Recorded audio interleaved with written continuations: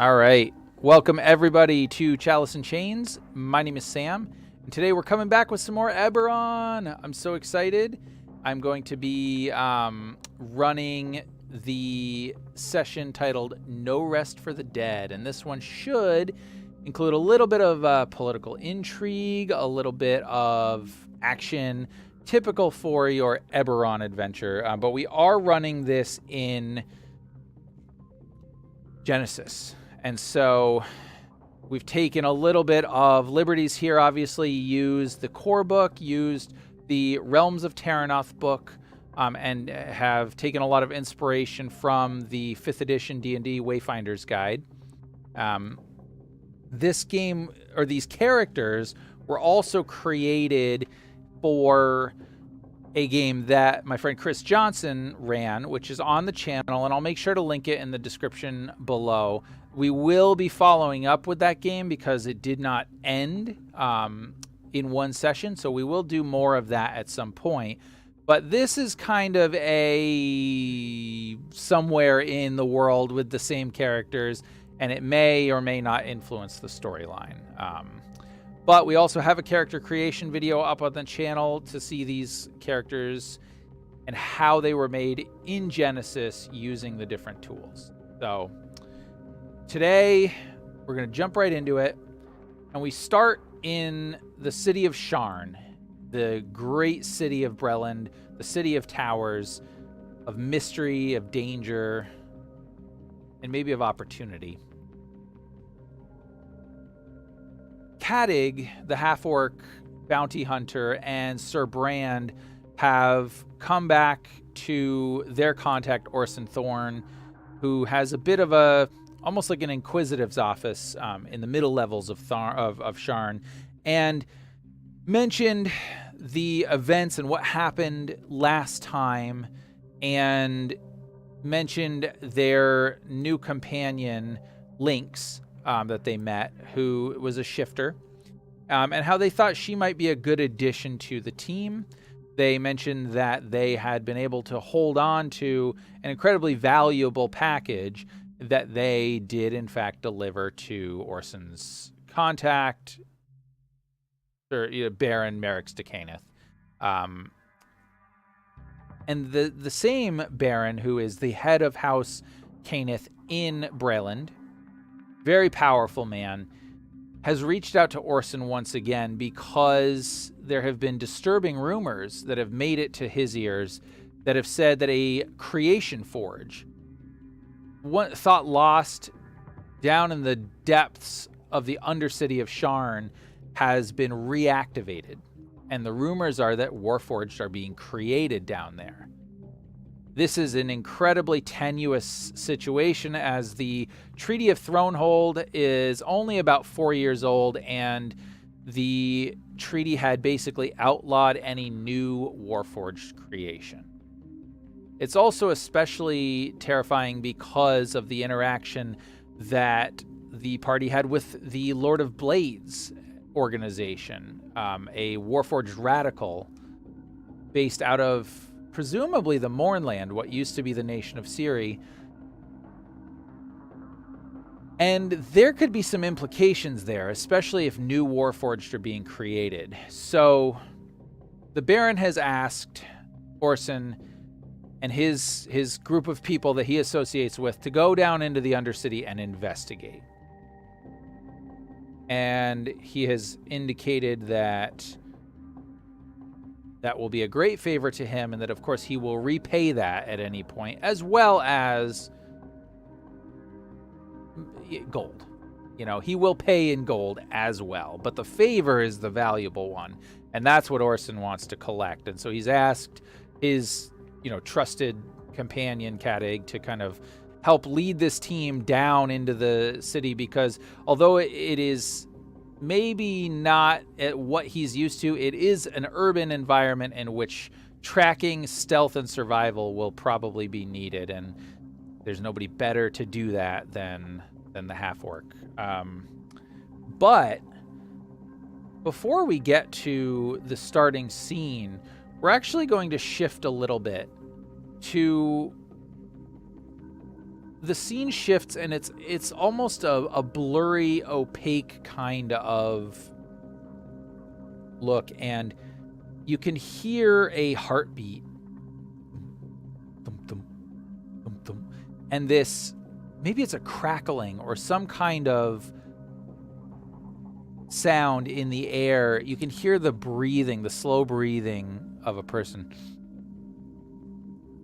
And it's almost as if this opaque scene kind of sharpens and then dulls, sharpens and then dulls, almost as if eyes are waking up, right? Are opening. And then it opens onto this scene of this dark forest, this plain, and you can see these sort of, they look almost like elven features, but they're very different. They're very dark. They're very scary. And almost as if the scene kind of pans in and zooms into these creatures, you see decked out in heavy armor, spears and axes and weapons, helmets adorned, these regal troops standing in a line waiting on what looks to be a commander.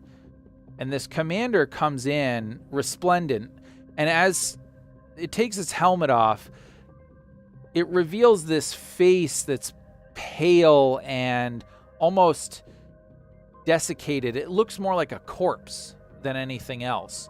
And he speaks in this sort of deep elven voice, and the scene kind of shoots back from behind this group of soldiers to almost looking out of a window, this sort of frosted glass window, and it comes in to this workbench with tomes and potion bottles, and this man kind of standing there, almost as if he's in two places at once. He's in his workshop, he's in his room, he's in, studying the ancient knowledge that he's been seeking, and yet he's also sort of aware of this scene. And this scene it's confusing, but he knows that this is the elven nation of Arenel, which is on sort of the southern coast of Breland. Just as some canon, it was kind of carved out and became its own nation after the Treaty of Thronehold, after the last war. And this seems to be an assembly of leaders, of war leaders. And in the back of this man's head, or in his head, is maybe this voice saying, "This meeting will now change the destiny of Corvair. And you, Xandagast, will be part of it. You must ingratiate yourself with a man named Thorn. Use your contact in Sharn. Find him, for he will know and will reveal this meeting." And then, before you even have time to answer, it sort of zooms back, and you see this commander speaking in this elven dialect, and he's telling his troops, "Soon we will have the forces, soon we will have the power to move beyond our borders and take what is rightfully ours. The new nations of Corvair will fall before the undead host, and we will become powerful once again." And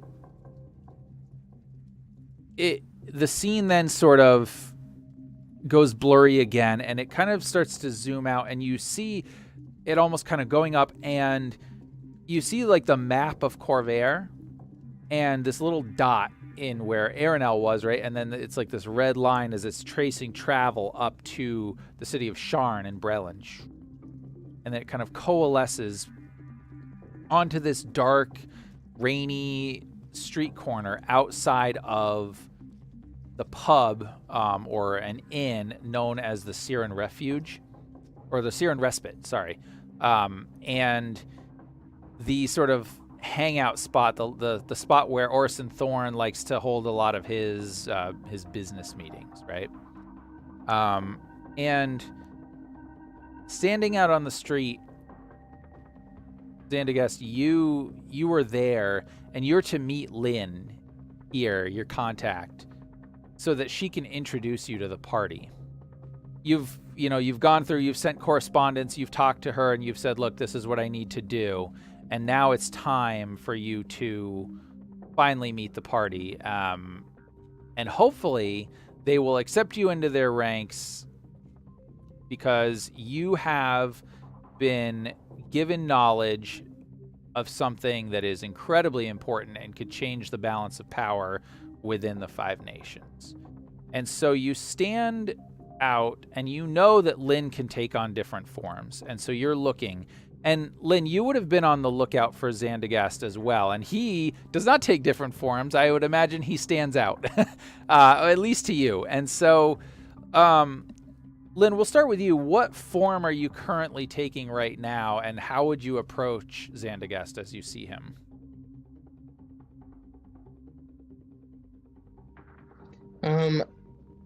Well, Xandagast is, Lynn, is... Well, okay, are we in a crowd, or where are we? There's not a big crowd. You would be outside. The city is always somewhat crowded, but you, because of the weather and the rain and everything, and it's a seedy part of town, you could meet him without too much trouble. Okay, so I am a, very average-looking elven woman that is, of just, average, nothing spectacular about her, and I'm just watching from off to the side as you said. I'm looking for him as well. Yeah, and you spot him for sure. You would notice him kind of looking around in the street, kind of waiting, looking for you, presumably, because of course he doesn't necessarily know what you look like. Mm-hmm. And then I spot him, so yeah, I come over and take the form that I normally do, the one he's accustomed to seeing me in. And so I said, "Are you ready for this, my liege? This is you're the one that asked for this meeting, right?" You would see Xandagast. He would kind of hold out his old weathered hand and caress her face. And my dear Lynn, so good to see you. Such a long time. Please, lead on, sweet child. Much must be done. Yes, they need to know the information. It is true, I have seen in my visions the land of Eberron, near the Thunder Sea. A strange, elvish warrior, and his army grows there. Must seek out a man named Thorn. Tell me you have his location. I do not, but I think that we can... Why don't I introduce you to the other two? Of course, sweet child. And yeah, I would move on to where they are. And he would kind of like follow with his little staff, like kind of really slow and hunched over. Nice. And within the Siren Respite, you do actually, Lynn, as you go in, you'll see Cadig, you'll see Sir Bran, and you will see Oarsen sitting there. But you notice that Oarsen just looks, like he could barely function. He's and you would almost imagine, like, you might see a look on Cadig's face, like, damn, is this dude gonna die, like, right here at the table? Like, that's what it's looking like. And then, it's like, can I take his stuff? But But as you come in, you kind of see Oarsen slowly bring his head up, and he looks to you, and then he sees, the man behind you, and he kind of cocks an eyebrow a little bit, but he kind of slowly motions his hand up, and he's like, Yeah. And she doesn't bat an eye. She's not here for herself right now. She's here for her master. So she goes over and says hello. and First to Sir Brand. Hey there, big guy. He would probably like bow, but he'd probably look really awkward. Where's... Pleasure to meet you, young, strong. Such physique I have not seen for some time. You carry good friends, my Lin. Yeah. You had a hat. I don't want to. yeah, and when you say that, you would see this dark look come over Orsen's face. Yeah, and he would kind of shoot this sidelong look at Sir Brand, and he would say, Lynn, welcome. Good to see you again. Who's... And he just stops talking. Yeah, remember when I was talking to my leader? Such that he's my master, my mentor. I spoke of him when we went on our adventure. Yes, I do remember. His name is escaping me at the moment. It does. Well, he's right here. And she just turned around and looked at us. Please let me introduce myself. I am Xandagast. I have had the pleasure to raise Lynn as my own. It is a pleasure to meet you. And I would attempt to kind of hold out my hand to go to shake yours, and then I can't. I kind of make it halfway, and my hand just falls, and I say, Xandagast, if you are a friend of Lynn's, well, then you're welcome to have a drink. I would shake your hand, but I'm in no condition, unfortunately, to do much beyond sit here. But I can drink. Do you enjoy the spirits now and then? I cannot partake in the drink no longer. My liver has been consumed by the arts of arcane magic. It is something I must suffer.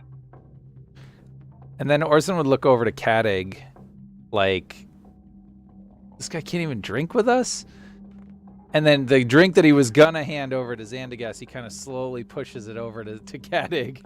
And Cadig kind of reaches out and grabs it. And Cadig is, like you had mentioned, a half-orc, and his proportions are a little different. He's half-orc. He looks primarily human. He's a bit tall, 6'5", I believe he is, 200 pounds. So he's not overly bulky, but he has a strong build. And the two most orcish features that anyone would notice about him, one of which is probably on display here, one being his slightly gray ashen skin, just a little more so than a human, not to the extent of most orcs, and his longer than average arms.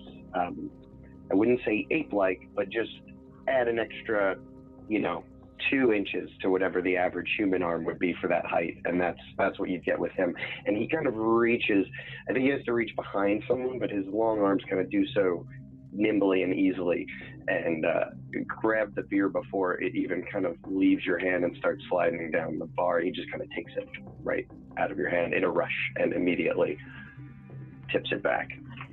Nice. But otherwise, he had been sitting there flipping through his bounty book, paying little mind except to the comment about the missing hat, which he found very funny. Yeah.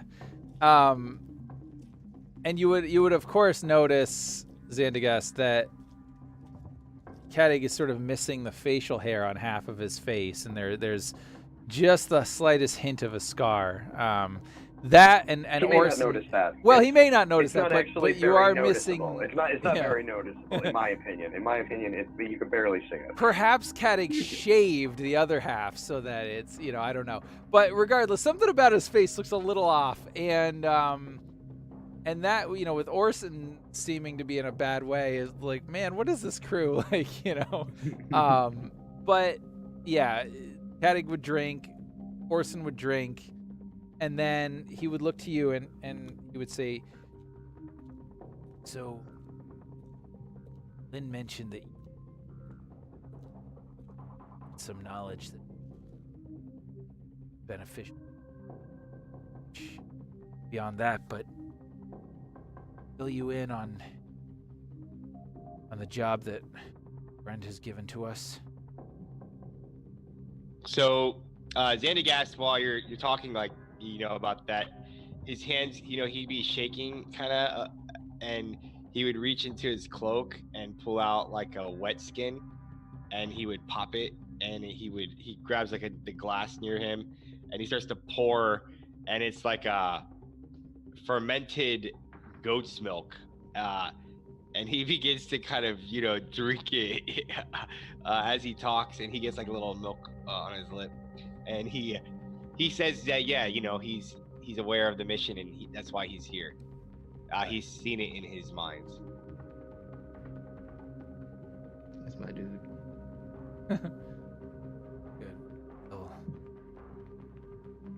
I'll fill you in on any details that might be missing. I was telling Kadig and Sir Brand that this map, and I kind of push the map into the middle of the table, and you can see it, right? And it's magical, and it's kind of like a special thing. I mean, it's not all that weird in Eberron, of course, but it's still unique. And I say there is several blocks from here. You could take the Skylanes over to the elevator that brings you down to the Undercity. And this map should lead you to the historic location, anyway, of the old Creation Forge, or one of the old Creation Forges.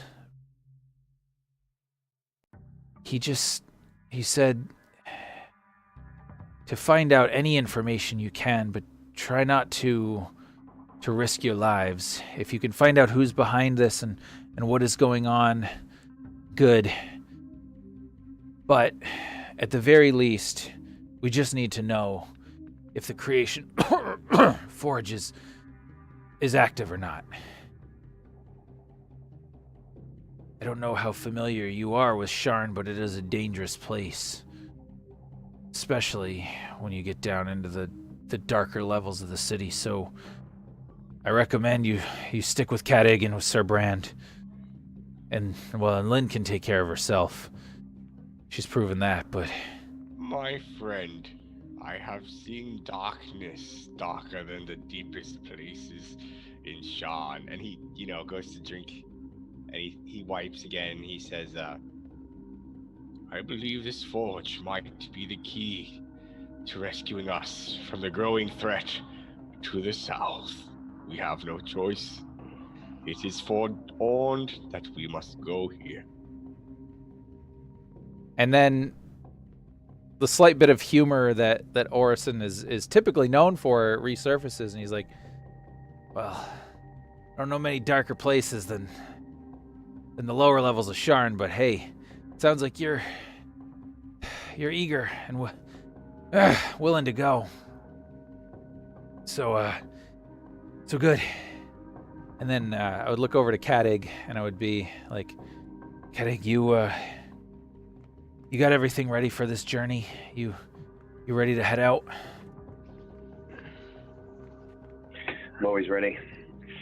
Everything we need is usually in my pockets. You should get yourself to a bed or a coffin. Yeah, well, hopefully a bed. I'll try that first. If you make it back and I'm not alive anymore, find me a nice coffin. Depends on how much you pay. You kind of just. You got to look at everyone else though, just for confirmation. He doesn't necessarily know everyone very well, some more than others. Are we ready? We are ready. Sir Brand would look at everybody, and then he would look at Oarsen, and he would be like, "Tim, can we have a minute, please?" And Oarsen looks to you, and he says, "Sure, you can have a minute. You can have all kinds of things. Just don't lose that minute, though. They're valuable." And Oarsen would try to slowly, like, he kind of pushes his chair back. He's trying to get up, and he does. I mean, he's just so frail, and he starts making his way across, trying to go into his room that he has here, because he can't get back to his place. Like, he's just not strong enough. So, yeah. So he goes off.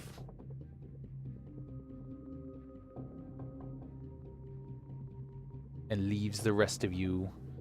Oh, or sorry, were you asking him to go one-on-one with you, or did you want him to leave?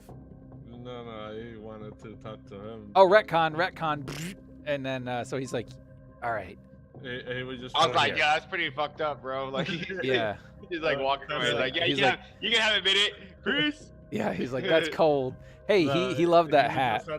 He was just trying to see if he could get like everybody out of the room for a second and talk to him. No, sorry, yeah, he I don't know that he can necessarily do that.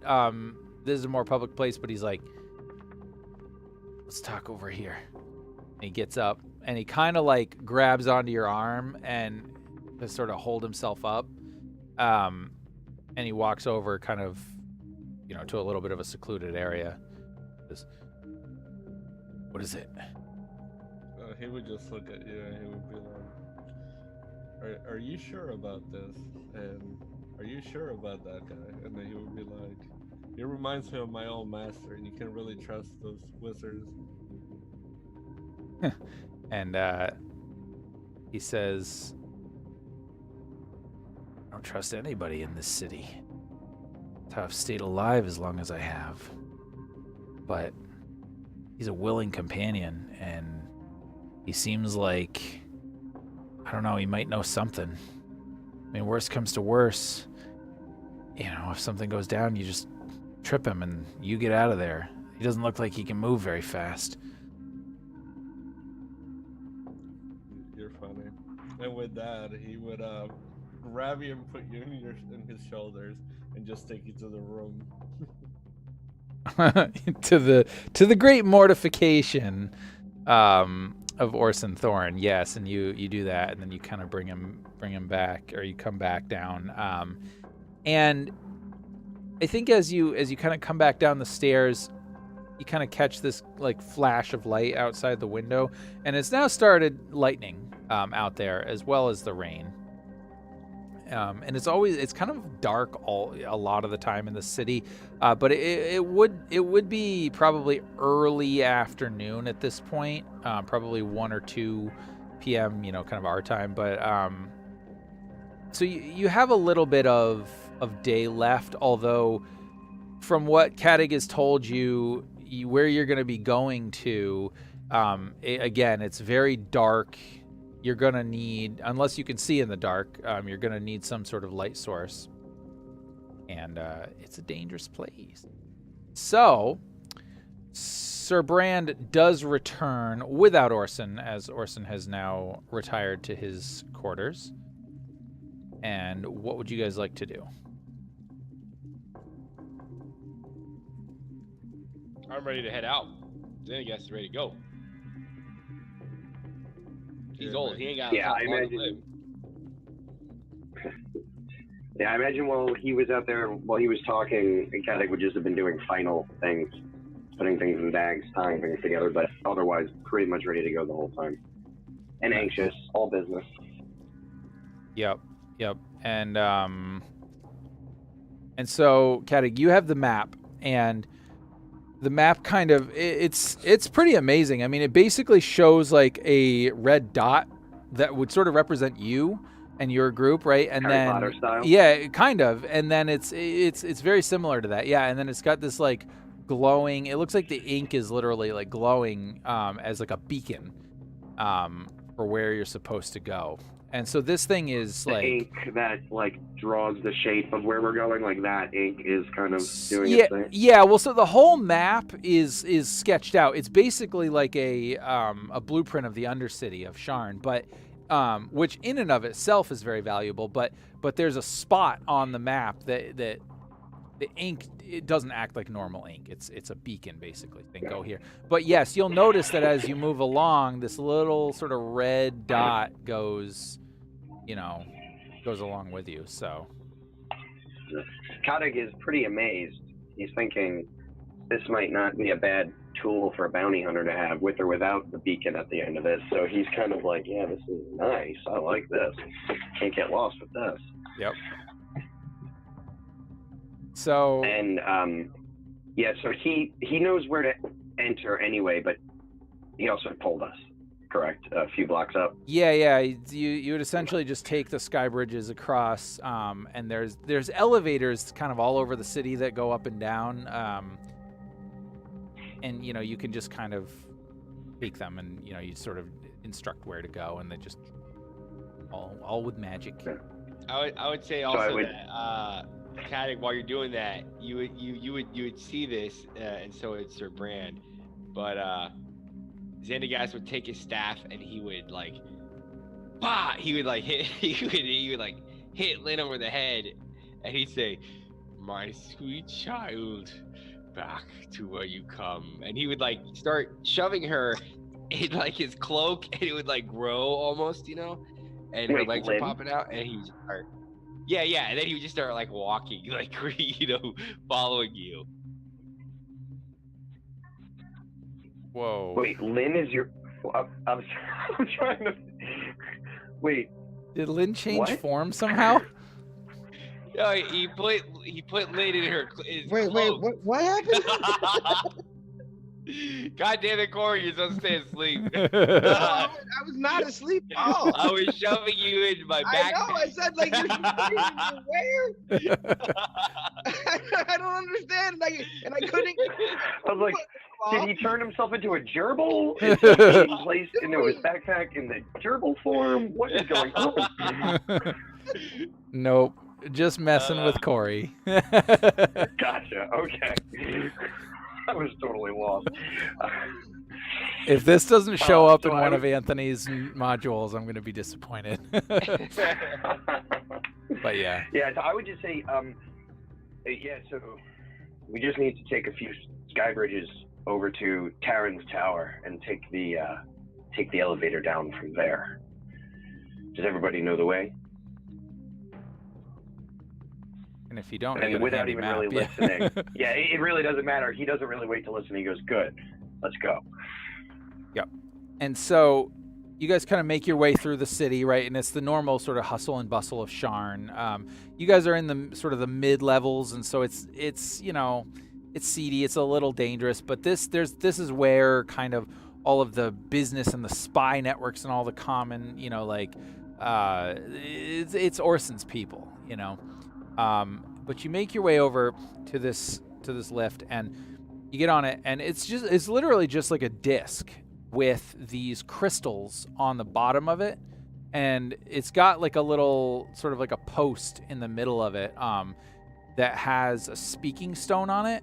And the way that these work is essentially you speak the level of the city that you want to go to, or the destination, and that it essentially sort of magically sends a crystal or a signal to these elementals that are trapped within the crystals to bring you where you need to go. And so it's generally used to going up, but in this case, you kind of give it the coordinates, and it starts to slowly descend. Now, again, this is like, there's no railing. And there's no like pole in the middle. You're just on a freestanding disc with, and it vibrates just a little bit with the energy of these crystals as they're kind of, How large is the disc? It's big enough that you guys can all easily fit on it. You would imagine that this could probably hold maybe at max about 100 people. It's pretty big. Yeah. Think of it like, if you think about the size of Sharn, like this is a huge city. This would be in a way like a vehicle of mass transit. It's just vertical instead of, so yeah. It's a pretty big thing. And Kadig, you would probably immediately start, like your spidey senses would be tingling because especially that as you start to descend into the lower depths of the city, it gets much more dangerous, right? There's, all the kind of freaks and all the horrible criminals and whatever live down there. This is where I got my start. Yeah. This is sort of like a return to the gritty underbelly of Gotham sort of thing. Like, I know this place, but it's been a while. Yep. And almost the fact that it's been so long almost makes it seem worse in my head. Like, it's one of those things that was like, oh, it's so bad. Yeah. Like, we're going down there. It's not a good place. Yeah, exactly. And you get the speaking stone kind of gives you this indication that the whole trip will take about 20 minutes. So you're going pretty far down. But the elevator goes slow enough because it doesn't want to like jostle anybody, right? And so you're descending down lower and lower and lower, and you see this, the nice sort of look and feel of the city, or the nicest part, start to get really grimy, really dingy. There's no maintenance down here. Light is sporadic, right? As you get further and further down, it gets dingy as the sort of industrial, places down here, and the refuse and the bilge and all of that kind of start to manifest, and the smell is just horrendous. Now, like, you probably, I don't know if you might be used to it having grown up down here, but it's, for everyone else, it is terrible. And except maybe Sir Brand. I don't know if Sir Brand can smell, but maybe he can. But regardless, it's bad. And you start to recognize movement off in the distance a little bit, but kind of like at your level, which is weird because if somebody was in the buildings, that would be hard to see because there's no light coming from the buildings. So something seems to be moving around out just beyond your vision, but in the direction that you're looking, Kadig. If you want to attempt to kind of figure it out a little bit more, you could certainly make a check, probably a perception check, if you want to. Or you could wait. Yeah, let's do that. I mean, that seems weird, right? Because we're in free-flowing air. This isn't... Yeah, are we talking, like, on walkways? Because I imagine we're passing walkways and stuff. You're passing some, but fewer and fewer as you get further down. So, no, this seems like it would be something either airborne or maybe a similar mode of transport as you. But at this point, going this far down into the city, most people don't take these elevators this far down. Okay, I rolled perception. Okay. Oh, you know what? Let me Sorry. have you reroll. Yeah, let me set the difficulty here. So this is going to be pretty difficult to make out like a real detail. There's also a setback dice here because of the rain and the distance. So I'm going to set the difficulty just at 2 purple, but you've got 2 setbacks as well. Okay. Yep, and whenever you're ready to roll, go for it. This guy with his 2 setbacks. Huzzah. Huzzah. All right. Take your 2 setbacks. Yeah, so I think that as you kind of peer with you're sort of trained to notice threats in dark urban environments, right? And so... Oh, shoot. I'm sorry. Well, it doesn't matter because I passed, but I have dark sight, so I actually removed 2 of those that are imposed. So I should have brought that up, but it doesn't matter. Okay, no problem. Well, either way, yeah, you succeeded.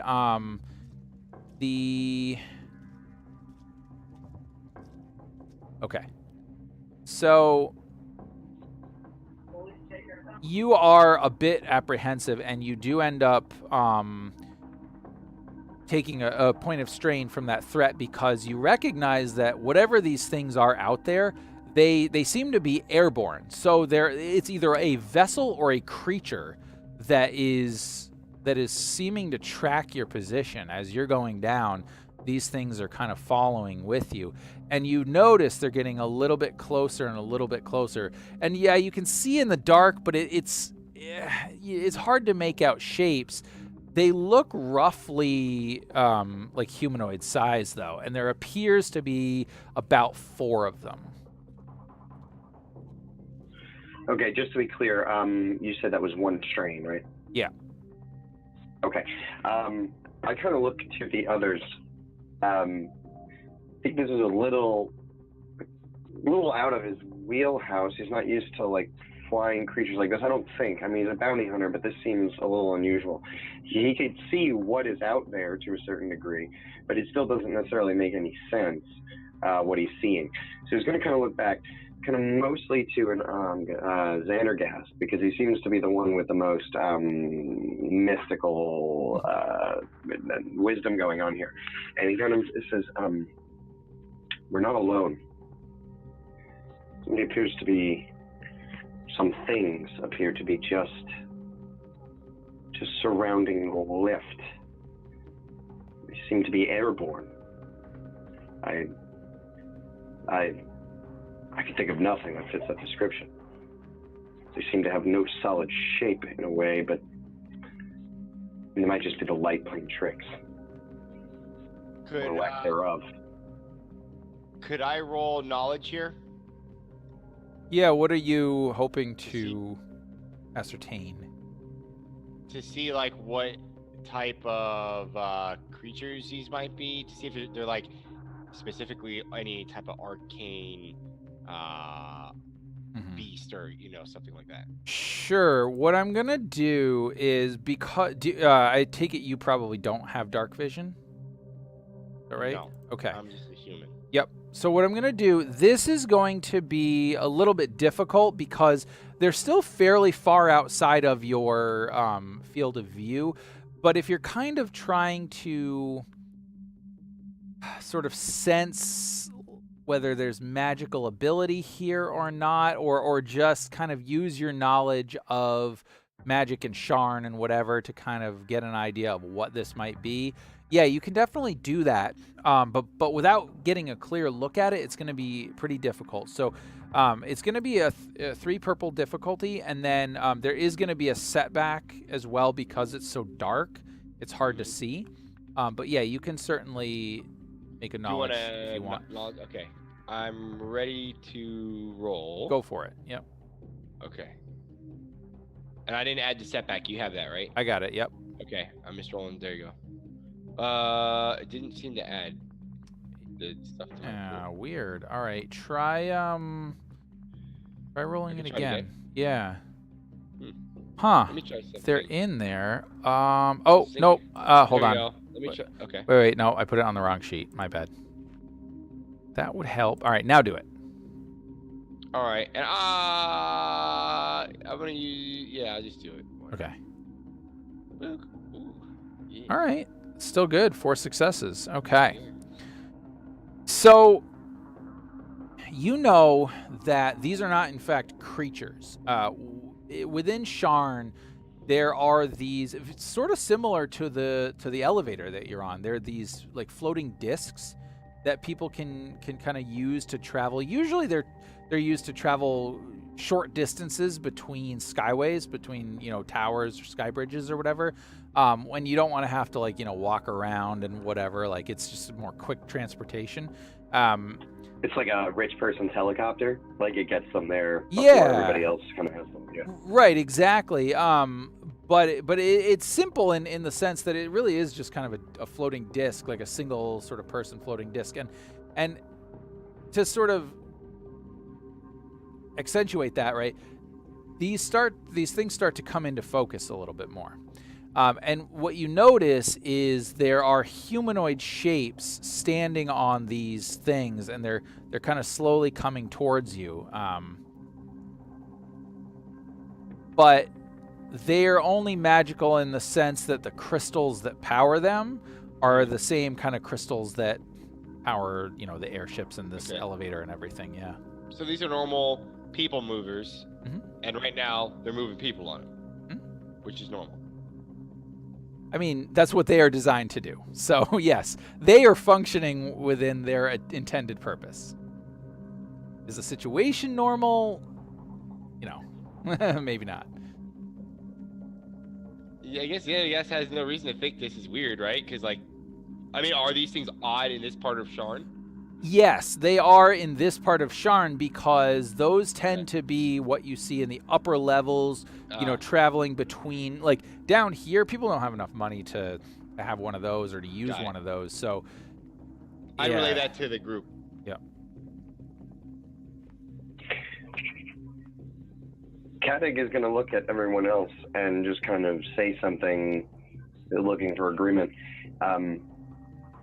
One of those, nevertheless, several, shouldn't be in this area. There has to be somebody who followed us down from the upper reaches, but who would know what we're doing? He kind of looks. Let them come. If they are trouble, they will be dealt with. I like your confidence, old man, but I'm beginning to wonder what I got myself into. Yeah, with all this stuff going on, Sir Brand is just gonna open his chest and take out his axe, and just in case. You see Xandagast has an old dusty tome that he kind of brings out, and he just starts to read, turn the pages. Oh my goodness. Yep, this is gonna be fun. And so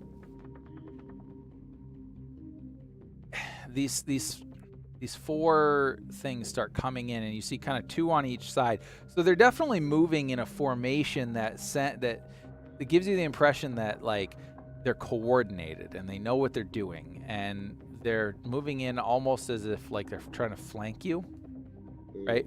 And then two of them kind of come in a little bit towards the middle, and two of them spread out to the side. So they've got a pretty good, range around you. And you can, as they're getting in closer, you can start to see they're carrying crossbows or bows. So they seem like they might be, they're armed for sure. They don't seem like they are soldiers.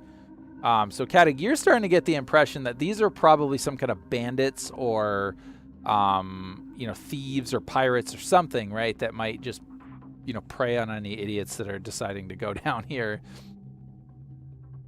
That would make sense for this kind of area, though the technology they have is a little bit uncharacteristic. Yeah, so I think as they kind of approach closer, he kind of start getting that, look they're going to try to board us. That sort of thing. Really? This could be unrelated. So that's actually what he says. He goes, this may actually be unrelated. Hope nobody has anything too valuable on him. And his hand is going to kind of slip down and grasp onto the handle of his Qatar. Nice. And, Xandagast will just start to, shake, holding his staff a little bit, and, Awesome. And Sir Brand, are you sort of readying yourself in case, you have to spring into action? He's gonna get a few feet in front of the old man to make sure that doesn't get hit and have a heart attack or something. So these guys look like they're coming at us. Can they hear us? If we shout at them? They're close enough at this point that you think, yeah, if you gave a shit. Well, you might not be able to shout that loud, but the rest, yes, you could shout to them. Okay. Now Xandagast can shout. Yeah, Xandagast, I think would, do the old Gandalf thing, right? Yeah, he would say, my friends, we are simply travelers such as yourself. You wouldn't harm an old man. seeking to find his way in the dark here. And he's like, shaking a little bit. And as a response to that, you hear and 2 crossbow bolts land like right at your feet. Basically as a warning shot, right? And then one of them kind of swoops in a little bit closer. And it's a human, wearing some kind of like hood. You can't really, humanoid, right? You can't necessarily tell what race they are, but they say, "Listen, we don't care if you're an old man or." And then he looks and he kind of stops, as you can see his cowl face Sir Brand for a minute. And there's a hesitation there that seems to last a little bit longer than it should. And then he says, "Or one of his kind. But you guys got any valuables?" He says, "I see you got a book there. Books are valuable. You put that stuff down, we'll come and get it.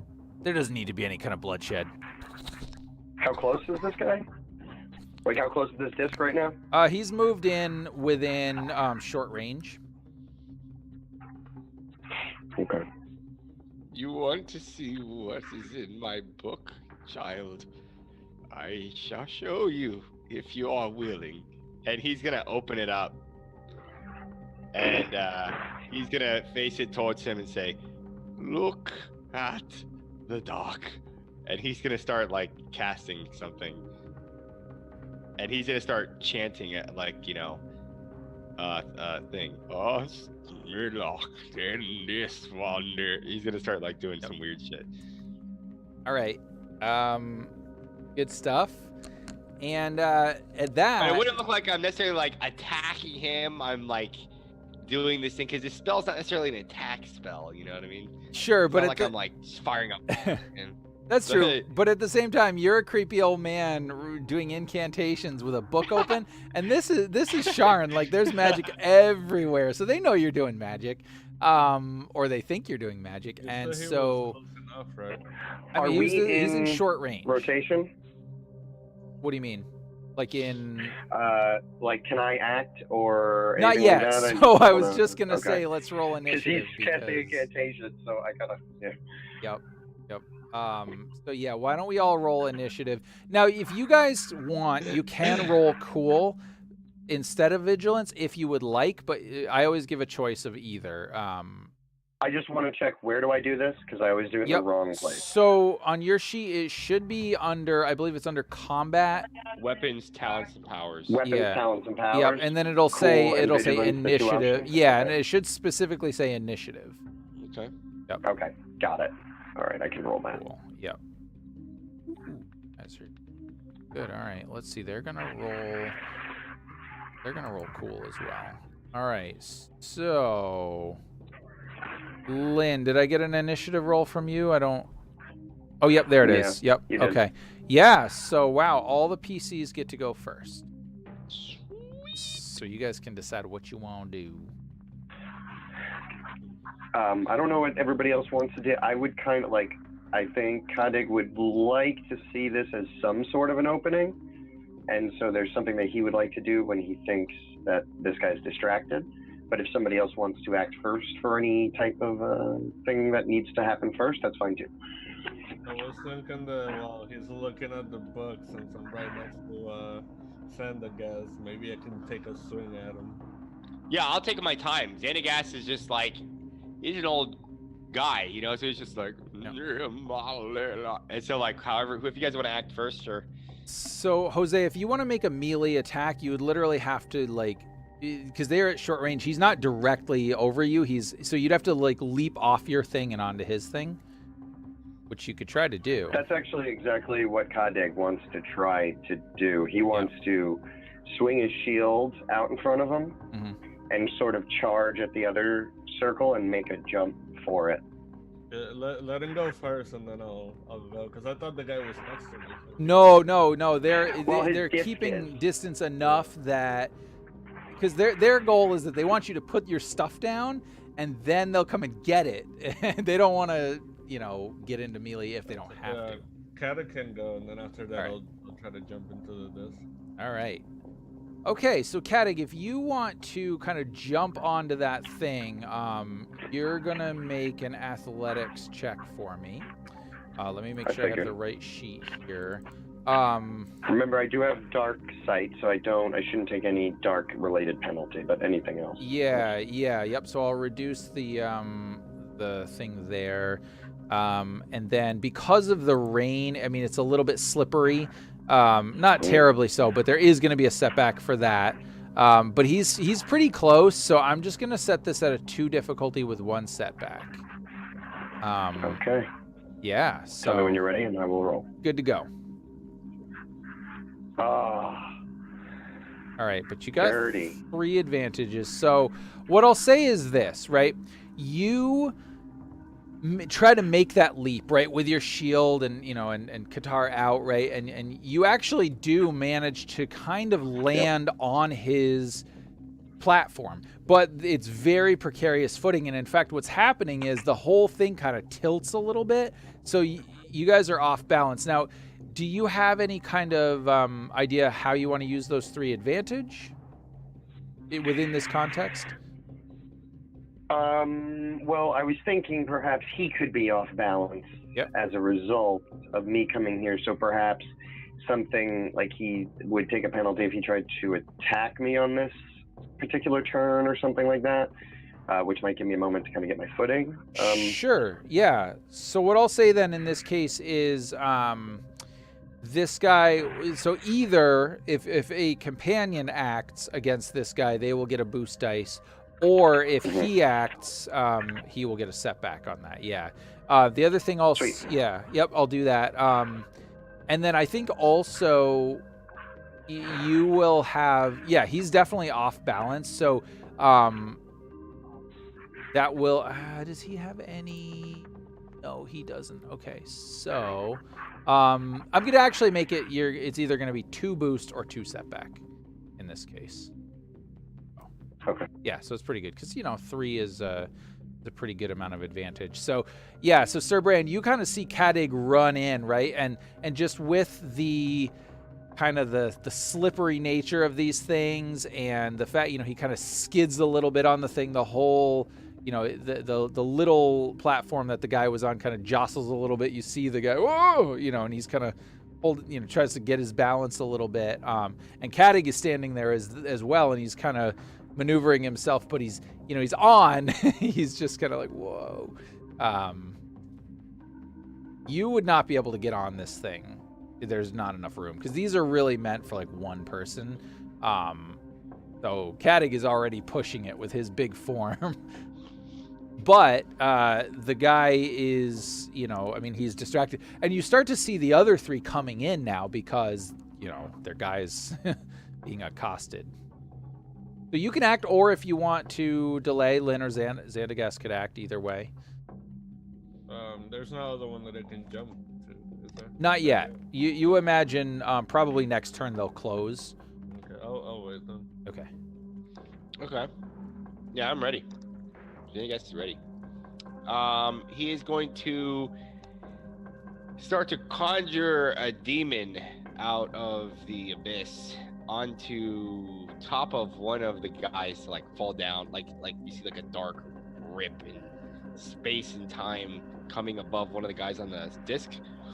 And he's going to, with an easy check, it summons at engaged, so I need to increase the range to short, so that is 1 purple extra. Yep.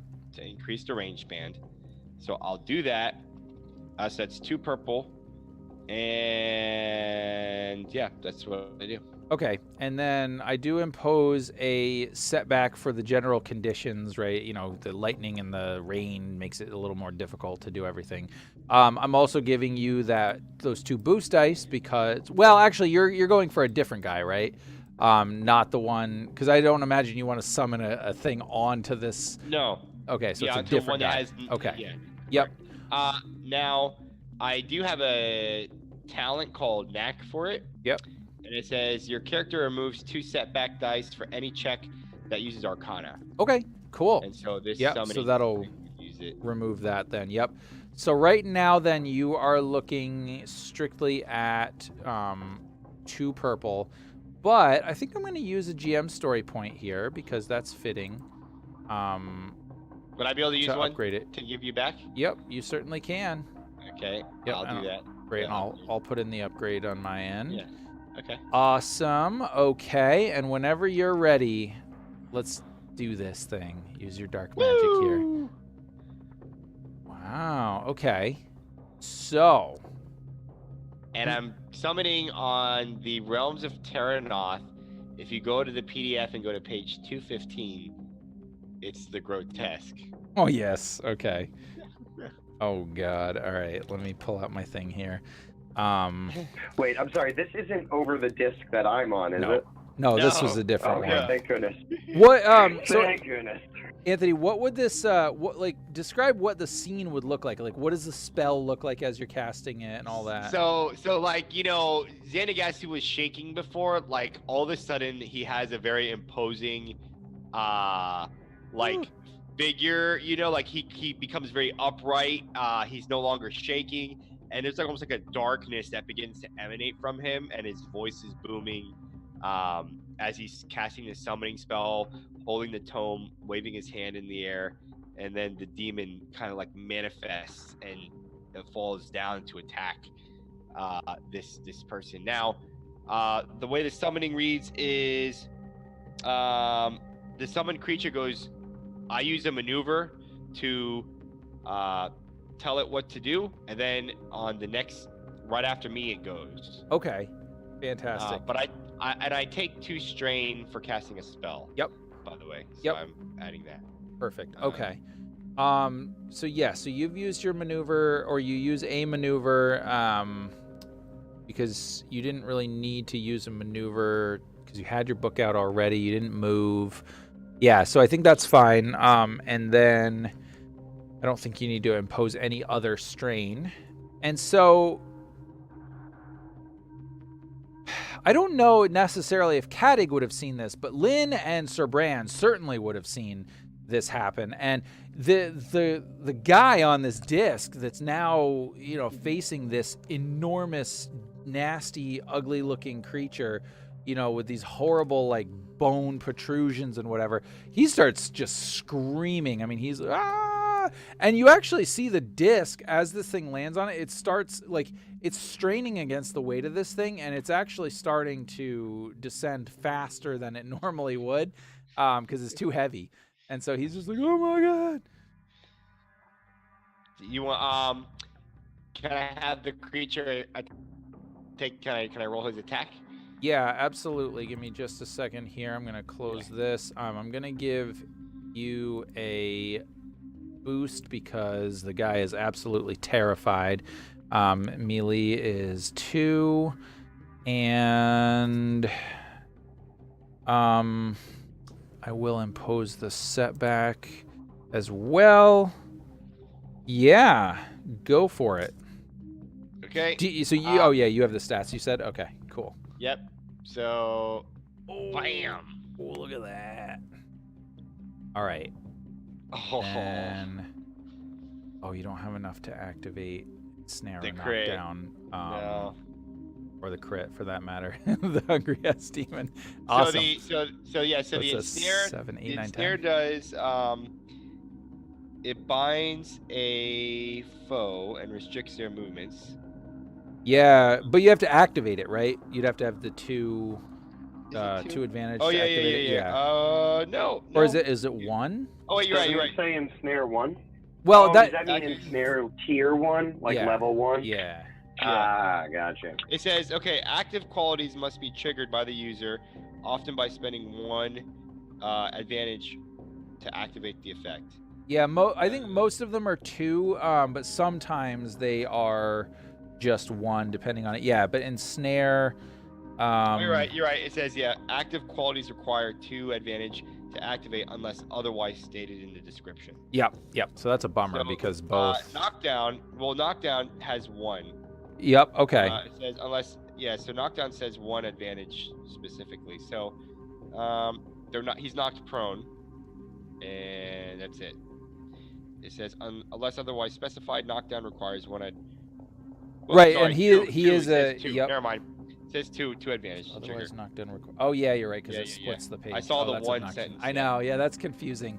At least in Okay. the core book, yeah, it looks like it's 2, 1. But yeah. Yeah. Okay. So yeah, unfortunately, you can't activate the ensnare or knockdown qualities right Yep. now. However, yeah, you still deal him 7, 8, 9, 10. 10 damage. Ooh. Kill him? No, it does not. However, okay.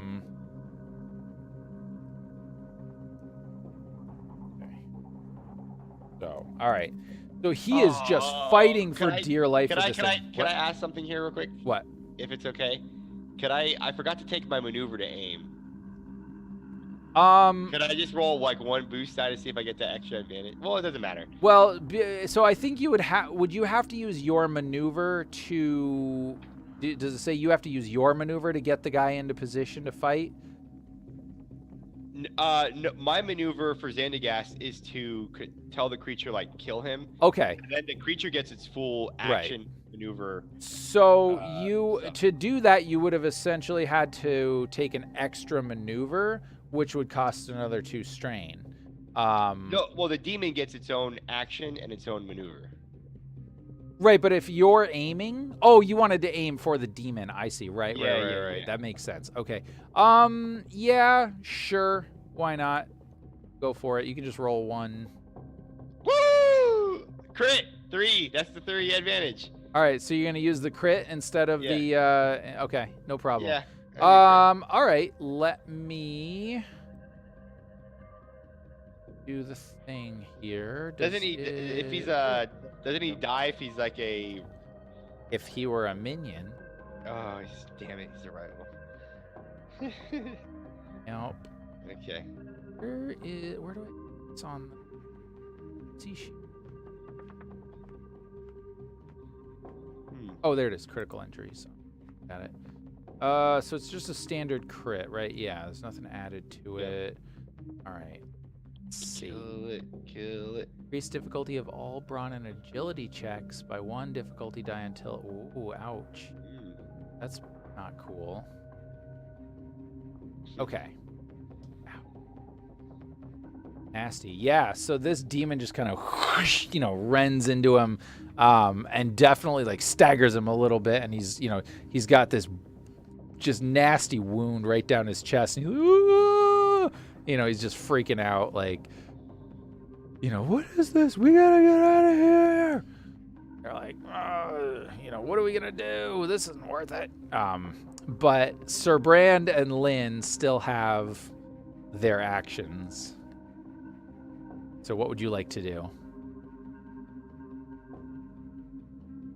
Well, I guess I would try to get not too close to the edge, but close enough so where one of them comes by, I can jump on one of the platforms. All right. Do you have any kind of like ranged weapons or anything like that? Or nope, just melee. All right, no problem. I mean, if you wanted to, it would be pretty difficult, but you could try to make a running jump onto one of their platforms. Let's do it. All right, awesome. So it's going to be a 3 difficulty because it's slippery and it's a little bit of a distance. I'm also going to impose a setback because of the rain. Can Warforged see in the dark? I had no idea actually. Oh, I don't remember though. Let me just. But I had no idea. I don't think so. So I'm gonna say no. We'll see if they do later. But so it's right now you're looking at 3 purple and 2 black. If you want to use any kind of story point, you certainly can. Yeah, I'll do that. Okay, I'll give you the upgrade. All right, and then I'll also give you a boost dice because they're definitely distracted by their companion and the use of magic, and then this big nasty creature like rah. So yeah, so whenever you're ready, go for it. This is an athletics check. That goes on? Okay. Oh man. So What I'm going to do in this case is I'm going to say that you managed to run, right, right, with your heavy form. And because you're so heavy, you leap and you jump, right, and you land again on the platform, but the whole thing goes, and what ends up happening, I think, here is the thing starts to tip a little bit, and you kind of have to, like, jab your axe into the surface of the thing to kind of hold on. And meanwhile, the thug is still on there, but he's like gripped onto the edge of the thing, and he's definitely like, woo, as the thing, And so what could end up happening in this case is, although it looks like it's starting to stabilize, but if this thing were to flip over, what would happen is it would start pushing you down towards the surface because the crystal is engaged to kind of, so that's where you're at right now. And then Lynn, what would you like to do seeing this whole nonsense? How many other discs are there? So there's only one disc at this point that isn't, like, fully engaged, whether with, Cat Egg or a monster or a Warforged. In there, okay. But there's still 4 total.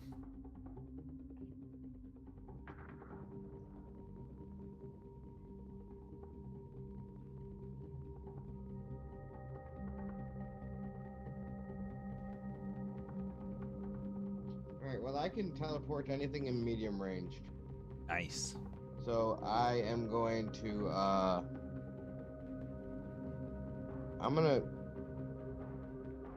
is this demon something that is like our pet? I mean, I think that Xandagast has a measure of control in that he can kind of tell it what to do, but I kind of like the idea that Lynn is like friends with it. with the demon. Yeah. Okay. Because he summoned it a lot, you know what I mean? Like, you know what I mean? I don't know. This is a story building thing. Sure. You know what I mean? I kind of like that like Lynn and the demon kind of have a kinship to each other. Okay, then in Is that okay? You know what I mean? so here's what I'm going to do. I'm going to say that you will have to use a story point for that. And Okay. either you or Xandagast will have to name this demon. I'll let Lynn name it. I would imagine if this is true, that Xandagast doesn't give a dang about this demon's name, really. Like, but maybe it was like Lynn's only companion as they were growing up. Like Xandagast. Yeah. So I'd imagine also it's not the demon's like true name, but it's maybe like a nickname that you gave it.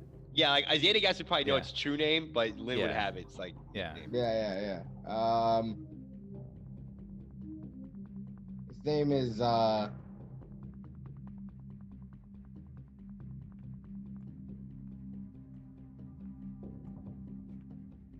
don't know. Let me think about that for a second. Yeah, that's fine. You don't have to come up with it right away, but we will need it at some point. But regardless, so what were you thinking you wanted to do? Were you gonna like jump onto it? Disc. Yep.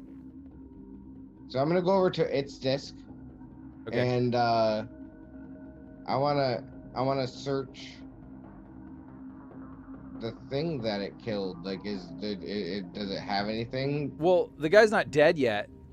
He's injured. He's seriously injured. But if you teleport over there, he freaks out. Sorry. Oh, that's good. Yeah, no, and I'll attack that one with him because it's my buddy. You want to attack? Okay, sure. All right. Yep. So if you want to attack him, then you're in melee range. There's one setback. I'm gonna give you a boost for the surprise and a boost because the guy's got an injury. So do it. Oh my good God. Yeah. That's a bummer. That's a super bummer. So I think here's what happens. I think that as you jump onto you teleport, right, onto the thing, Right. all of a sudden, Amazing. yeah, this guy freaks out. He's like, "Whoa!" You know, what's going on? And then, like, as you kind of go to stab at him with the sword, he's so taken aback and he's sort of off balance, and he literally, like, stumbles his way out of the reach of your blade.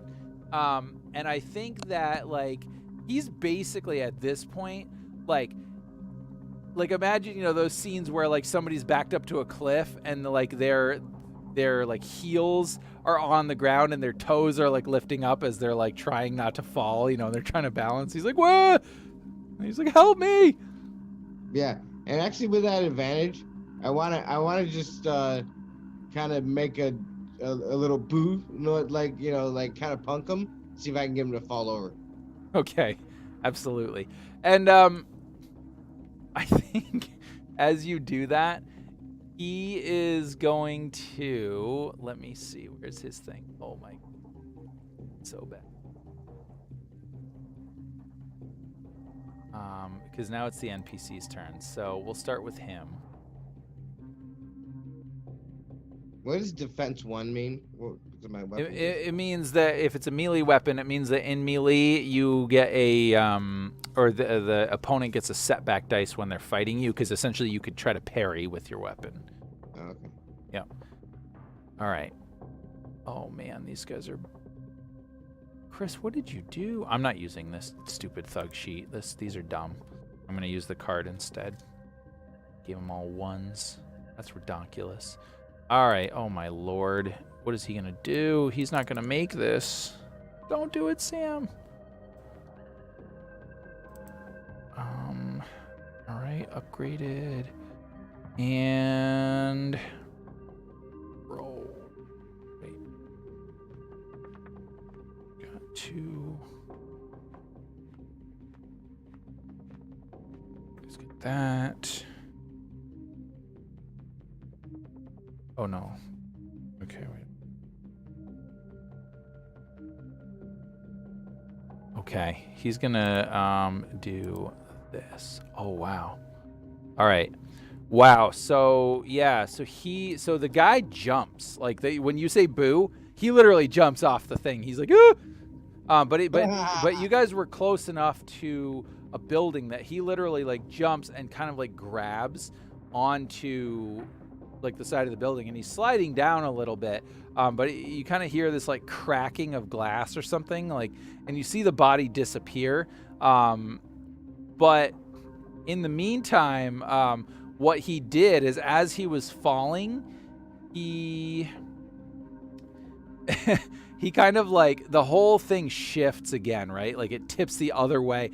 And what I'm going to say is the demon actually kind of falls off of this thing and falls basically towards another one of the guys, like, because they were fairly close together. So, like, the whole thing is starting to tip, and so the demon is falling, and so it's creating this major sort of distraction. And the demon kind of reaches out with its hand and grabs onto the side of one of these things.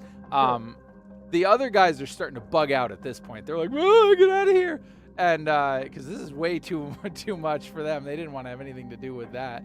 And the demon is sort of holding on for a minute, as the guy's like, "Good!" He's trying to kick at it, and then I think what happens is the demon kind of pulls itself up, and he takes his 2, huge claws or whatever, and just right into the thing's skull, and just decimates this creature, as the other 2 are flying off just screaming.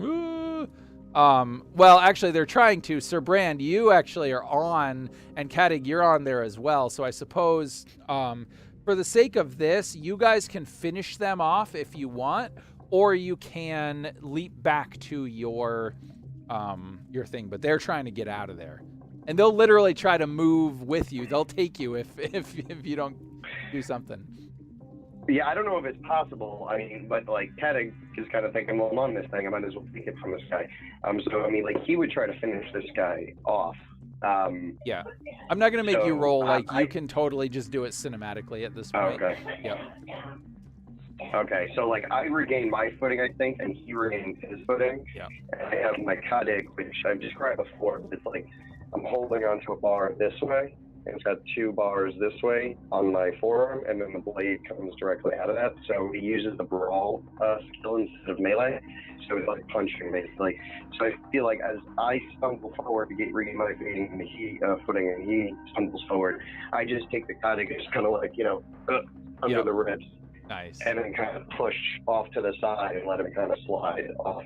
Yeah. The Qatar, sorry, I'm using my name. Right, yeah, no, that's okay. Sorry. Yeah.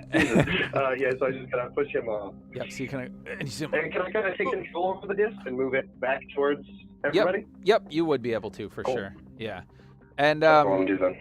cool. And Sir Brand, would you wish to vanquish your foe as well? I imagine the stabilized by now, right? Yeah, it's starting to stabilize for sure.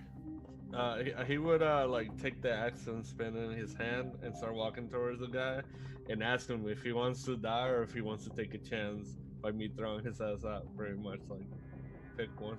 He's like, don't throw me off, please. No, I've got treasure back home. I can show it to you. Just don't throw me. Yeah, I would throw. Yeah, you just push him off. Ah! Yep. And then I think what's gonna happen here is as that guy is falling off, the demon sees this prey falling, and he lets go of his disc, or he jumps off the disc, and he jumps down after this thing, like, because his instructions were to kill these guys, so he's gonna do it. So you guys managed to sort of make it back, and you're pretty close. Like, they don't fall that far because you were actually fairly close to the level that you were supposed to get to, but you can definitely see the squished body and the decimated corpse of this guy, down on the ground here. And as you get down, you realize that you're in this area, like, this whole thing looks like it probably hasn't been maintained in centuries. And so it's rubble and it's dark. It's going to be tough footing. And Kadig, you would see on your map that you have to get like through these streets. It's probably going to be about 5 or 6 blocks away. You have to get through these streets, and it's kind of winding a little bit, but you can kind of take a straight enough path. You'll have to, take one alley over here and there. But you also notice that there are people down here. There is a civilization down here. Probably, scavengers and, criminals and just kind of the worst sort. The people that are either so poor or so degenerate that they can't live in the upper levels of Sharn. Yeah, and so I think, gesture for some of them to kind of come with me. There's like a little bit of light source. You could tell me if this is taking too much liberty, but I think there's a little bit of light source over here to my left that I think I can use to show them the map a little bit better. Yep. And that light source is like one of the people down there is basically, it's like a dumpster fire. It's like they're like keeping warm with this dumpster fire, but like the air quality down there, there's no escape for fumes and stuff. So like instead of what you'd imagine in our world where like someone just has like an open air dumpster fire, imagine it's like this like barrel holding a fire, but then there's like this vacuum tube above it, like sucking up all the noxious fumes, and they're presumably being pumped up past a certain line in the air to get rid of it. And there's like a couple of these people around there, and I just think like I kind of lean, kind of like almost like push one of them with my leg. I'm just trying to get up close enough to the light, and I don't really care about them. Yeah. And I'm kind of like showing everybody like, look, if we, and I'm just kind of pointing, we walk around here, straight line, kind of pointing out everything on the map. Gnarly. All right, and so as you do that, you realize that you're starting to attract a little bit of attention. And you don't know if, if somebody would attack you, if they would alert the people that, you're supposed to be tracking down. So you realize that you're going to have to be kind of careful here. And you may need to use some kind of stealth to kind of make your way through, because it's not abandoned down here, unfortunately. So you risk them being aware of you as you get to this location.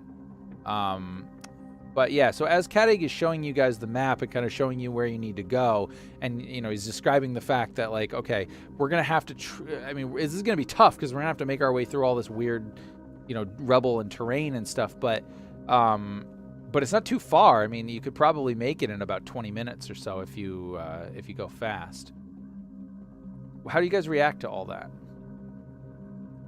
So there's a civilization down here. You said, people. Yeah, it's like an underworld. And we're trying to be stealthy because we think agents of the people might spot us. Well, yeah, because you figure if there's a creation forge down here, if there's something going on, that's probably related to somewhat powerful people or wealthy people. They probably have lookouts. They probably have some kind of system to alert them if somebody dangerous is coming down.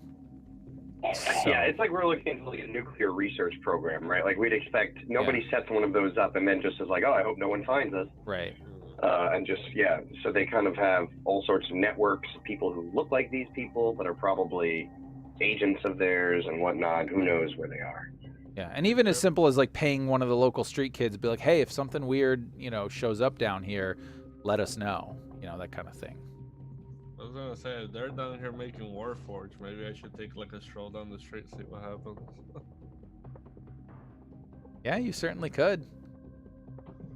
I mean, that's one way to do it. You get the impression that would probably attract a lot of attention, but that's not that is one way to go. You could certainly do that in the sense that you're like, you know what, let's not be stealthy. Like, let's say we're coming and see what happens.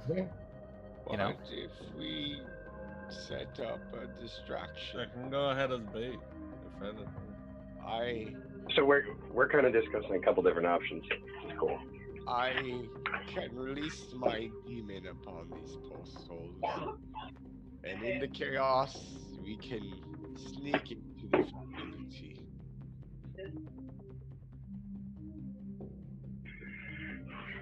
That's savage.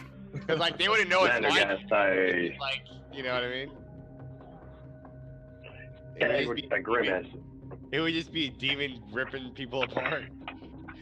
Yeah, he kind of would kind of grimace and like look at the people, and he'd be like, Xandagast, I have truly no love for these people. They are usually the most wretched sort, but I mean, that is a bit.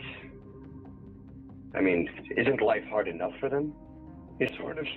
As he says that, there's this little like shifter girl that kind of looks over to you with these like sad-looking eyes, like, don't send a demon after me. Perhaps we could claim we have a warforge that needs repairing, and draw the attention to ourselves. Just another option. I'm sure whoever's making Warforged would be interested to know that there's one walking around down here. Perhaps.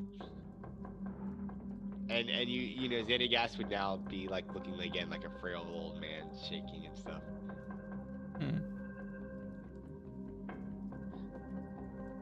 He's okay with that. All right. I fear no person. Our quest is forewarned and blessed that we shall be successful. Perhaps even we could ask around and see if anyone knows where we could take the Warforged, and then we could follow them instead of waiting for them to come to us.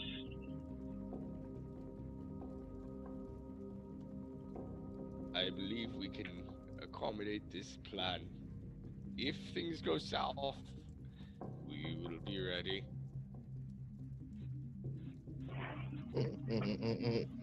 All right. So I'm going to ask you guys, because I want to be respectful of your time. I can go until 11 if you want, or we can still end it at 10:30 and then I can plan another session. So I want, because I'm thinking of two different ways this could go, and I want to make sure that, so, Another session. yeah, I can No, do that. session. Okay. I'd be okay with going to 11. I just don't think we're going to get it done in 37 minutes either. No, Yeah. yeah, agreed. So that's fine. Session.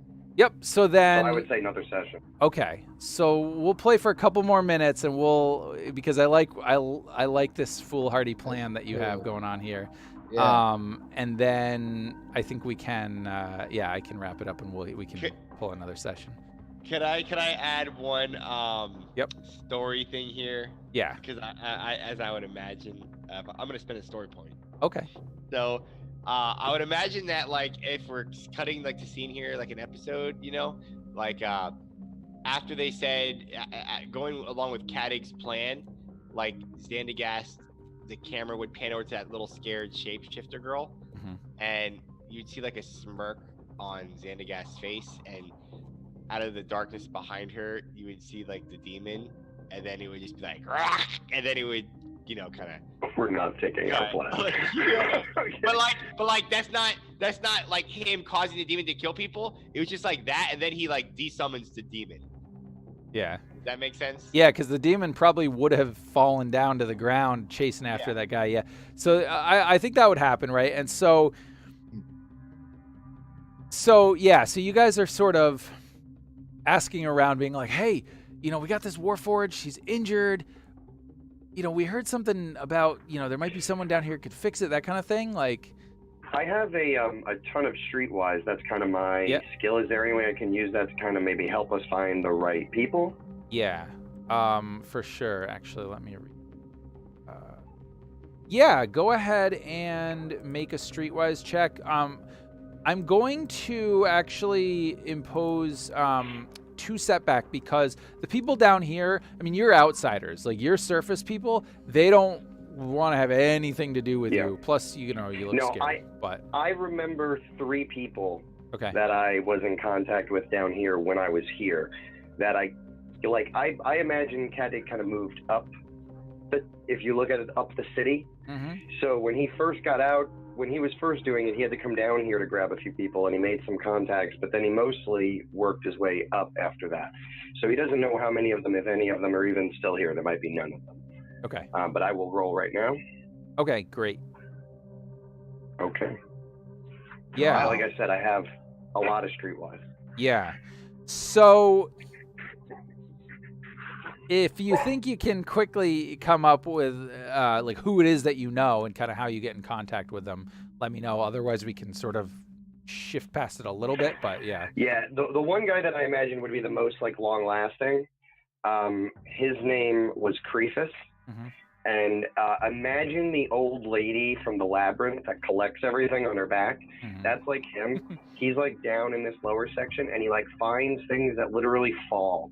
You know what I mean? That fall down, and he gathers them, and he's actually pretty brilliant, and he makes things out of them, and that's why he knows a lot of people, because the people down here depend on handmade stuff, and he makes like pipes, like the pipe that leads the smoke out. Yep. He made that. Very cool. And All I right. recognize that work, and that's actually how I know he's still around. I see that pipe, and I go, "That's Crephus. I know him. He's got to be around here." Okay, fantastic. Yeah, so you guys managed to find this guy Crephus, and you hold on, I'm just looking up a name. Okay. So yeah, you kind of see him, and he's this weird old dude, and he's making shit, right? And he's like, Kadig, it's been so long. Good to see you. And as you're kind of describing what it is you need, he's like, "Oh yes. There is a man down here that you will need to see. Hold on. You wait here." And he kind of brings you over to like his little hovel in his workshop. And he's like, "You need to see this man because your Warforged is injured." Kind of gives you a look. Injured is perhaps the wrong term. Looking at his Warforged companion, malfunctioning is perhaps the better word. He says, he kind of winks over. Yeah. Yeah. And you see Creep's kind of looking at him like, maybe I could. No. And he's like, okay. No problem, Kadig. Yes, I know the man you need. Mr. Argyle. Yes, you need Argyle. He He can fix your Warforged. Hold on. You wait here. You wait here. He's like, go over by the fire. You'll be warm. I need to ask Lynn a quick question. Lynn, I'm familiar a little bit with your abilities. Like, what kind of shapes can you take? Like, can you take little shapes? Who? Me? Yeah, Lynn. No, I can just, I don't think it says that I can't. I think I just mean, is it humanoid, or is it, like, is it always humanoid, or is it animals, or anything? I think at this level you have it's a humanoid your force. Race, gender, height, weight. Yeah. So yes, I changed me. Yeah. So it'd still be a human. Okay, gotcha. Sorry. Okay, I wasn't sure. I was going to tell you to follow him in a different shape, but I'm confused what your abilities were. So sorry. Okay, never mind. Start that. But I can instantaneously change my all of that. You know what I mean? Whatever I want to look like humanoid. So if we wanted me to follow him, I could easily blend into just even a couple of people and walk off and look like somebody else. Oh, that's a good point. Okay, so I think I would kind of look to you as he says that to me, and I would say, okay, he's going to fetch the man we need. And I would kind of look at you, Lynn, and I'm trying not to spoil anything, but I'd kind of look at you, and I'd hope you get the idea that we don't want to lose this. Mm-hmm. Absolutely. And she just gives you a nod and steps off a little bit into a couple passing people in the area they're in, and it looks like the woman that was on the end, and walks off towards wherever he's walking to. All right, and so you end up kind of following this guy, and I mean, you're pretty good at this thing, so he doesn't manage to see you, but he does actually travel a little ways down, and he talks to, you see him talking to this giant, like, dragonborn, like he's just this big brooding dude down here, all scarred up, all nasty looking, right? He's a big brute, right? And he's, you can't quite make out what he's saying, but the dragonborn, snaps his fingers, and a couple of little kobold like minions kind of, run back into this like building, and then all of a sudden, about 5 or 6 guys, pretty big, half orcs, maybe a shifter, a lizard folk, like, just these big sort of intimidating dudes come out, and you notice, Lynn, that they have like sacks that look like, probably about this big, about this wide, and they have nets. And Kreefus is pointing back in the direction that you guys came from. So he's not pointing at you, but yes, in the general direction. Yeah, so you get the impression that he's sending these guys after you. Yeah. Or after your party, anyway. I'm disappointed, Kreefus. How far do I have to travel away from the group to be able to do that? Ascertain that. I'm sorry. I mean, you traveled probably about 2 or 3 blocks away. It wasn't super far, but it would be within, definitely within, I don't know, long range if you need range bands. Yeah. All right. So once she does so, she would once again get into a good place to be able to shift and change into somebody else and move back. I mean, sorry, shift. I don't know why I'm being sure, yeah. Sorry. And she'll move until she gets where she knows is like the distance that she can teleport to them. And she moves and tells the group of what she heard. Okay. So you teleport, and this happens, and sort of as you're telling this, right? You guys are all a little bit concerned here, and Kadig, you start to hear the footsteps of the people running towards you guys, and so this will be the very last scene, and what I would like is for you guys to just describe in this moment, Lynn having just told you what's going on, what's about to happen, hearing the footsteps, knowing that these guys are coming for you, You don't know why, but they have nets and they have bags. And what are you feeling about this whole situation? I think we need Chaos back. 'Cause that's the name of the DM. Demon is Chaos. Okay. I know Sir Brandon's gonna look at Kadig and he's gonna be like, I'm gonna show you malfunctioning, and he's gonna run up like next to the door with his axe, getting ready to like chop somebody down. Kadig is going to eventually he's going to put his hand in his Qatar, take out his shield, but before he takes out his shield, he's going to pull out this like stick, this brown stick. It's like chewing tobacco, but it's wrapped in like a skin, almost like a sausage, so you can hold it like a beef jerky stick, and he kind of bites off the end of it and starts chewing it and just goes, damn, Creefus. And he just spits and then swings the shield around and kind of gets ready at the door. I think Xandagast would, kind of be shaking a little bit, and he would have a little shiv he pulls out, and he would kind of like cut his hand and then pull out that wet skin of fermented goat's milk, and he would squeeze his blood into it, and then he would start to drink it, and he would just be smiling and like wiping the bloody milk off his mouth. Yeah. Gross. He's gross. Oh man. And it looks like your people are getting ready for a fight here. What how are you feeling about this whole thing? Yeah, she just looks up to Xandagast and goes, bring him back.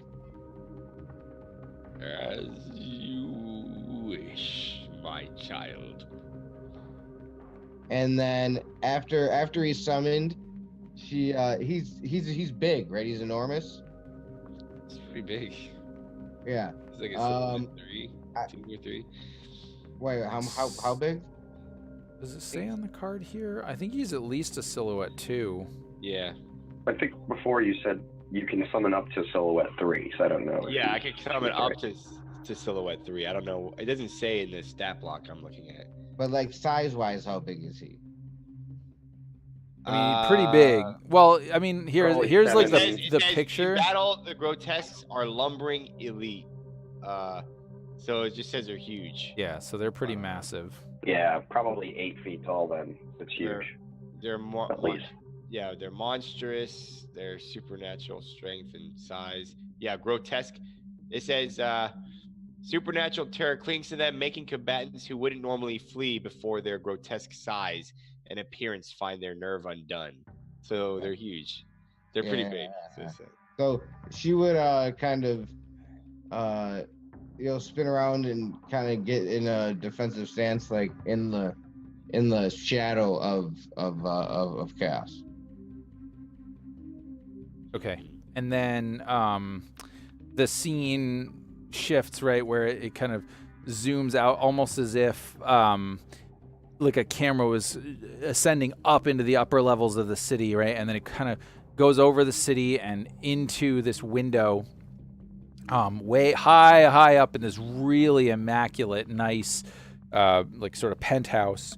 And it settles over this scene of a well-dressed man, and there is in there several other very, very well-dressed people, all humans, and one of them, a young woman, very, very pretty, but she, a little bit older, looks like she's pretty accomplished, and she says,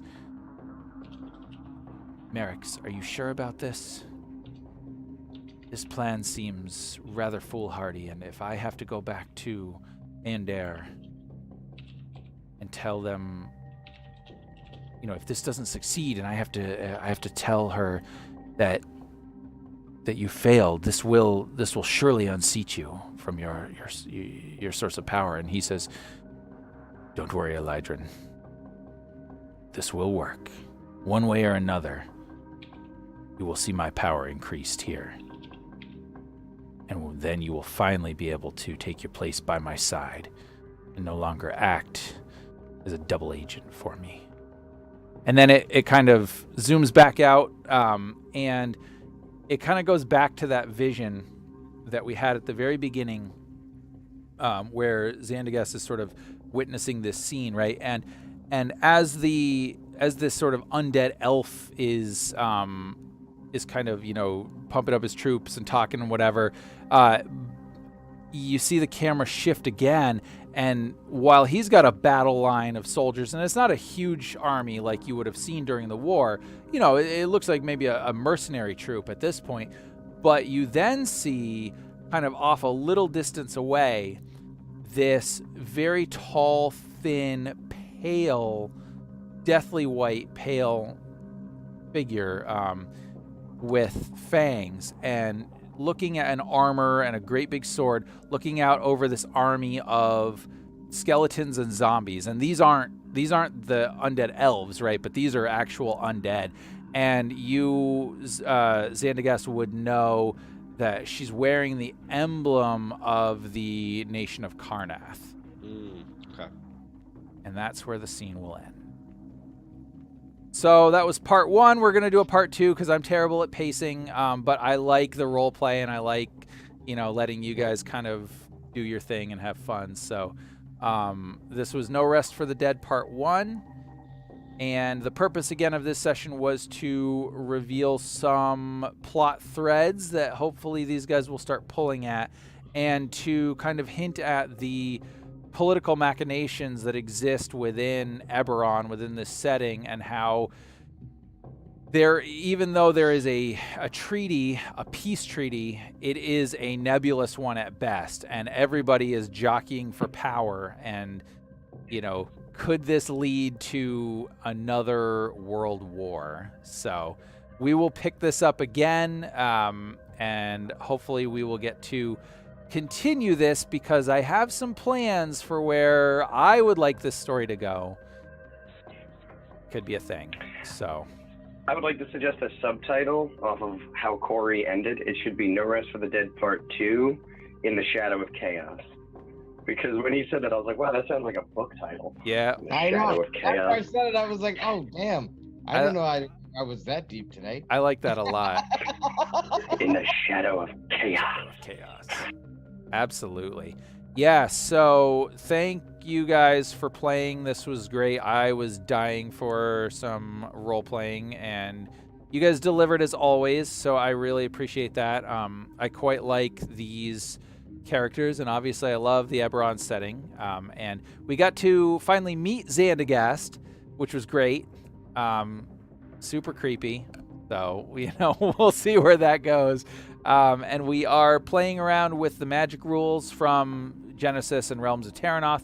So, you know, we may or may not make mistakes, but it's... Cool. What's that? I said teleporting's pretty cool. Yes, teleporting is great. So that's that. So, you know, of course, anybody watching this, make sure if you enjoyed this session, if you enjoyed the other sessions, you know, give the video a thumbs up. If you haven't subscribed yet, you know, go ahead and do that.